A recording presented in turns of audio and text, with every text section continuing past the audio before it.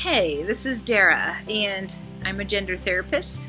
I'm also a transgender rights advocate and educator. I'm happy you found this video. I am going to talk today about the subject of transitioning later in life. The reason this subject is on my mind is because I received 3 emails in 1 week from people who are in their 60s who had questions and concerns about the fact that they know that they're transgender. They just don't know if they should transition or not. This is something that will require more than one video for me to cover. So the subject of this first video is going to have to do with how do you go about weighing out the pros and cons of whether or not you should transition when you're in your 60s.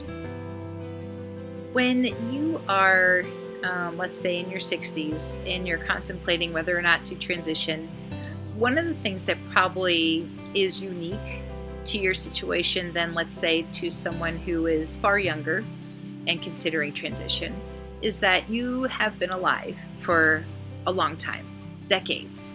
You have made decisions, you have established a certain life for yourself, and you live in a certain world. Thinking about transitioning and changing potentially a lot of things in your life is something that can feel very overwhelming. It can feel very scary. And it's totally understandable and realistic to be not sure as to whether or not you should transition. And so being able to take some time to think about all of this and to process it and really weigh out your pros and cons is really important. As always, I always suggest that if you can find a therapist in your area who you can work with, who is at the very least trans friendly, preferably can be trans knowledgeable, so that you can be able to talk this out with somebody who is unbiased, that is really ideal. I have worked with quite a few clients who are in their 60s, and we've worked together for 2-3 years, being able to really keep mulling over whether or not, they should do this. Should I do this? It is something that does not, cannot be figured out overnight. So again, if you can find somebody to talk to about this, that would be ideal. Either way, even if you're thinking about this on your own, then weighing out the pros and cons is going to first of all involve thinking about what is it that you have in your life right now.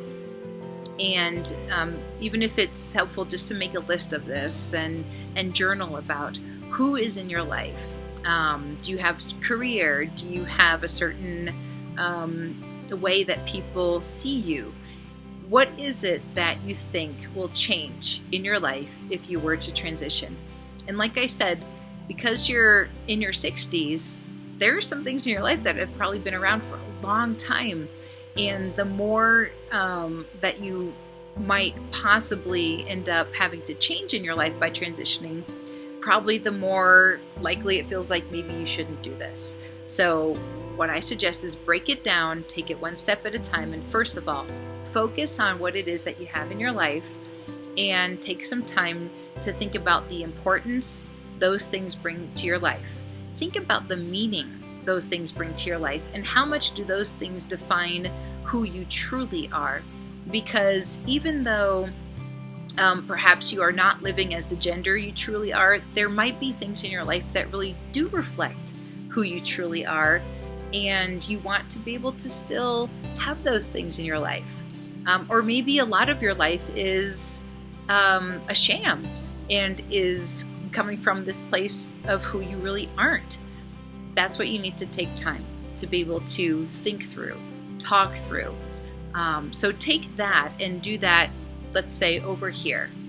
Then what I want you to do over here is talk about, think about, write about what it's like for you to have repressed your true gender identity for all these years, and begin to think about how much pain and discomfort is this causing you right now. Because what you're going to end up doing is taking these two things and having to look at them back and forth.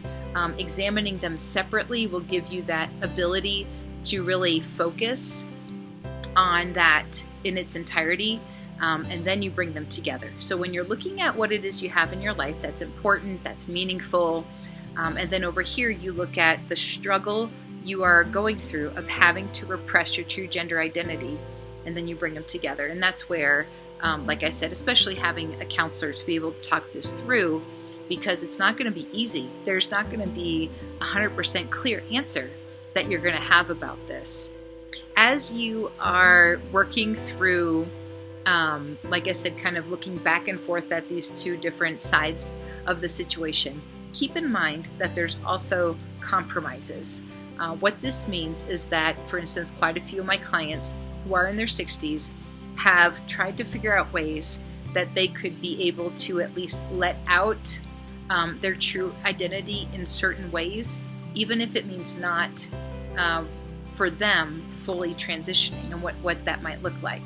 For instance, starting hormone therapy, but that would be the final extent of what they do to be able to try to lessen the pain and discomfort they're going through. For some people, it's finding an online community with who they can connect with as their true gender identity. You need to have something to be able to do. Like, the fact that you're watching this video lets me know that right now you've gotten to a point where you're like, the pressure has built up too much. I need to figure out whether or not I can do this. And if you decide, you know what, I don't think I can. I just can't risk my marriage. I just can't risk losing my adult children. I can't risk losing my career. All of the above. If you get to that point, you still have to figure out a way to be able to let this out. Let it breathe. So that could mean finding a therapist who you talk to every week about this, just to be able to let it come out. You might, like I said, find that online community. You might tell your spouse and at least let them know what's going on. And maybe, like I said, come up with a compromise where perhaps you would start hormone therapy. It's going to be totally different for every person out there. So these are a variety of ideas for you to think about, but no one answer is going to be right for each person. The last thing I'll suggest is to remember your answers might be different today than they will be in the future. What you're trying to figure out is, what do you need to do right now to help yourself feel better? Like I said, don't rush it. Try to figure out at least one thing you can do, which again could mean confiding in one person and be able to talk to them about this and see how that feels. See how it goes if you're able to do just one thing to help yourself. And if it turns out that's enough, then you have your answer. But if it turns out it's not enough, then you'll need to do yet one more thing, and then yet one more thing. And giving yourself that opportunity to take this one step at a time can also help reduce that feeling of being extremely overwhelmed by the potential choices that you have to make. That is it for this segment. Like I said, I will be creating more videos having to do with this topic of transitioning later in life. So be sure you do subscribe to this channel. That way you will know when I post more videos. Thanks for watching.